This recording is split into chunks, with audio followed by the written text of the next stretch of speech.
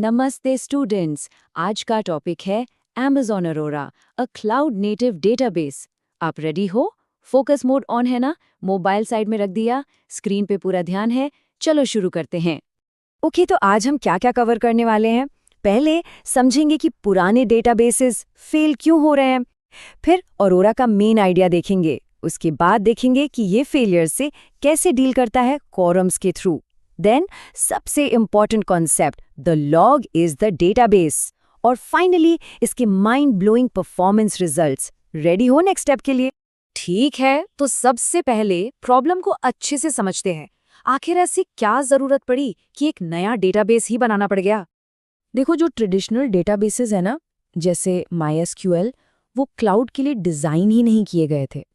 Cloud में सबसे बड़ा इशू यानी बॉटलनेक बन जाता है नेटवर्क। हर चीज़ नेटवर्क के थ्रू जाती है। इससे ऑपरेशन स्लो हो जाते हैं और छोटी-छोटी नेटवर्क प्रॉब्लम्स भी पूरे सिस्टम की स्पीड को कम कर देती है। लॉजिक समझ आया या सिर्फ देख रहे हो? यही थी असली जड़ प्रॉब्लम की। तो इस प्रॉब्लम को ऑरोरा के इंजीनियर्स ने सॉल्व कैसे किया? उनका सॉल्यूशन एक बहुत ही पावरफुल आइडिया पर बेस्ड था। डीकपल एवरीथिंग, मतलब हर चीज को एक दूसरे से अलग कर दो। अब स्क्रीन पर ध्यान से देखो, ये ऑरोरा का कोर आइडिया है।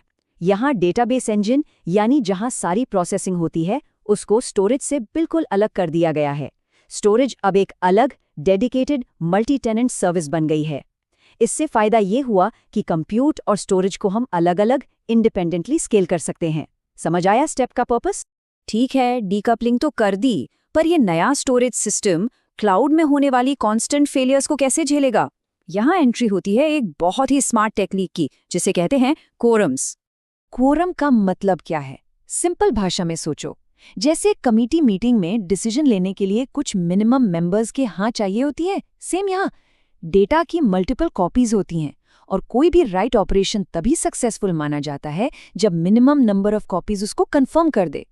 इससे सिस्टम छोटे मोटे फेलियर से आराम से बच जाता है। क्लियर है या कंफ्यूज हो?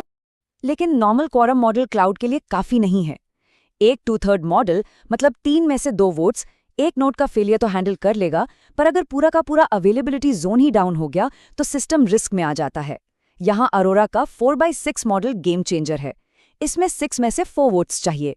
पता है इसका फायदा क्या है? ये पूरा एजी फेल होने के बाद भी एक और एक्स्ट्रा नोड का फेलियर झेल सकता है। अब अगर इंटरव्यू में पूछा गया तो बता पाओगे ना? ध्यान से सुन रहे हो? और इस जबरदस्त रेजिलियंस का फाउंडेशन है डेटा रेप्लिकेशन।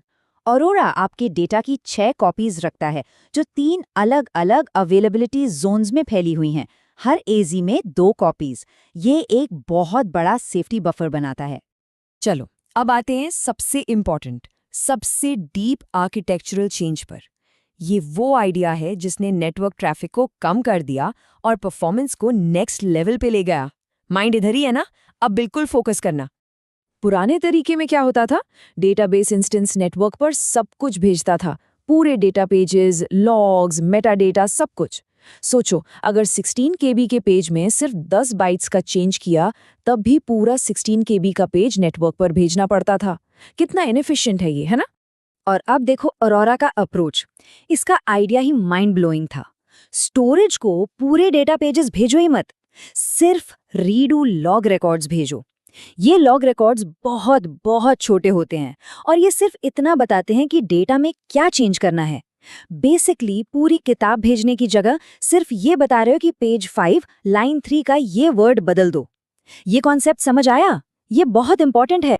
और इसका रिजल्ट वो इन नंबर्स में साफ दिख रहा है। जहां मिरर्ड MySQL ने 30 मिनट में लगभग 8 लाख ट्रांजैक्शंस किए, वहीं अरोरा ने 2.7 करोड़ से ज्यादा किए।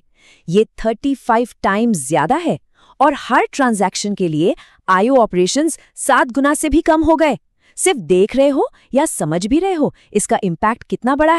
तो इस लॉग बेस्ड सिस्टम का फायदा क्या हुआ? नेटवर्क IO ड्रास्टिकली कम हो गया। क्रैश रिकवरी 10 सेकंड से भी कम में हो जाती है। चेक पॉइंटिंग जैसी स्लो प्रोसेसेस की जरूरत ही नहीं पड़ती और बैकग्राउंड काम फोरग्राउंड वर्क को डिस्टर्ब नहीं करते। इसके बेनिफिट्स नोट किए? वीडियो पॉज करके इन पॉइंट्स को नोट कर लो, आगे बहुत काम आएंगे। चलो, थ्योरी बहुत हो गई, अब देखते हैं इस सब का रियल वर्ल्ड परफॉर्मेंस पर क्या असर पड़ता है। Let's look at the mind blowing results.